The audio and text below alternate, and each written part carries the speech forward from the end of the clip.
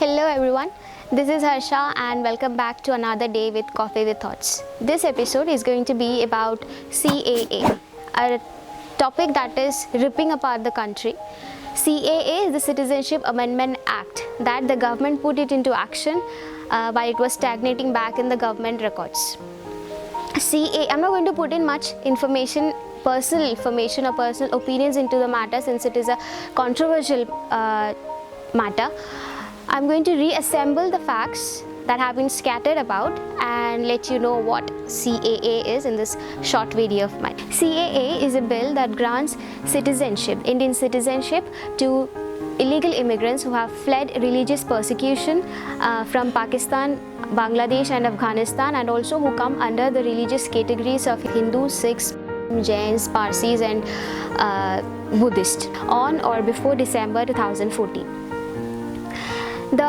This amendment was made to an act of 1955, the Citizenship Act of 1955, which grants citizenship to people who were residents of India on the commencement of the Constitution, and also to people who were born within India.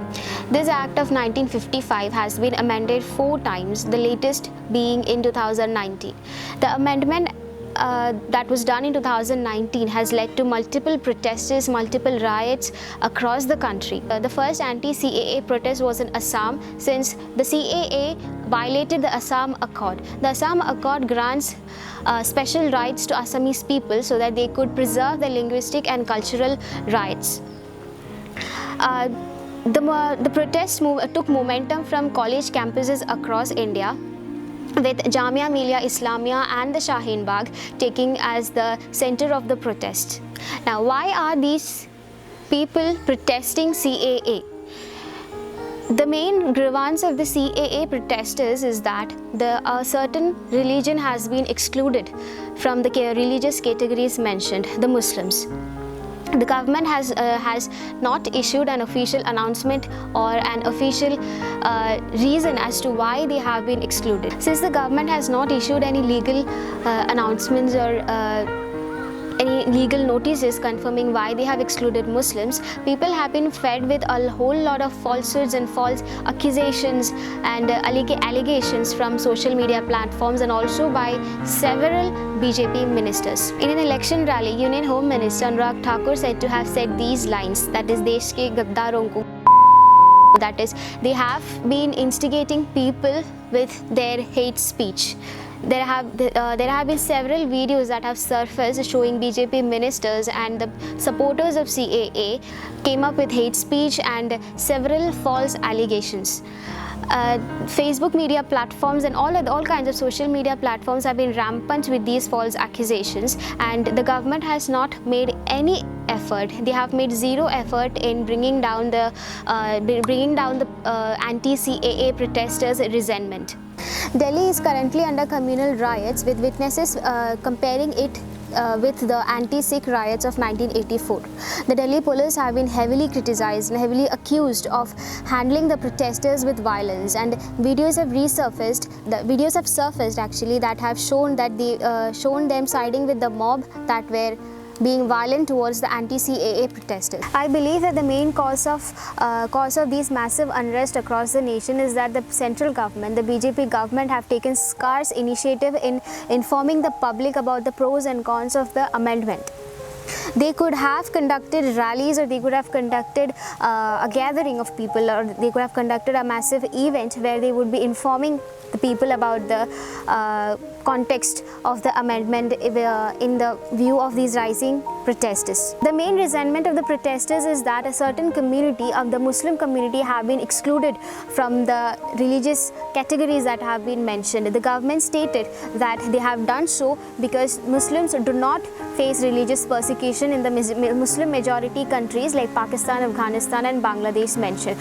But they have absolutely neglected the fact that Muslims also have minority communities within them, like the Shias and the Sunnis, and they also face religious persecution. Islamic terror has not only affected the non-Muslims, but they have also affected people of their own community. People have been made to flee their own home countries because of the terror, because of the unleash of terror.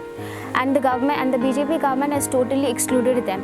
Also, there are other religious sects who flee civil war in their home countries and come to India, and they have been totally excluded while the making up of this amendment. Along with CAA comes NRC. NRC stands for National Register of Citizens. The NRC was a national register that was prepared in 1951 for Assam specifically because of the Assam Accord.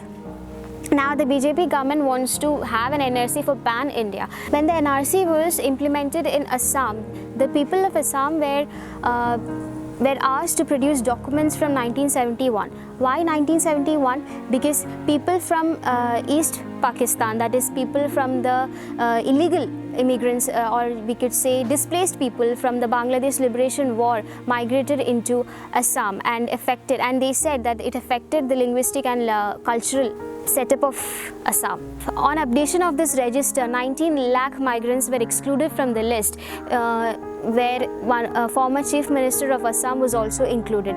Likewise, there were several people who were actually citizens of Assam but were excluded from the register. Now the question is, do we really need NRC? On the paper, there is nothing wrong with counting the legal citizenry of the country, but if it becomes a basis for discrimination, then it is certainly problematic.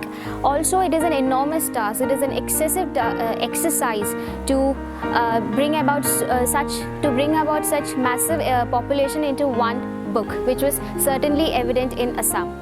The question that is doing rounds among the anti-CAA protesters is that if this bill or this act is a way of RSS and the BJP to realize their dream of a Hindu Rashtra. Well, there have been allegations saying that it is partly true and partly not, and I'm not going to put in any of my personal opinions into it. An honest NRC should include illegal migrants of all religions. That, however, will depend on the flawlessness of the framework and the intent of the government.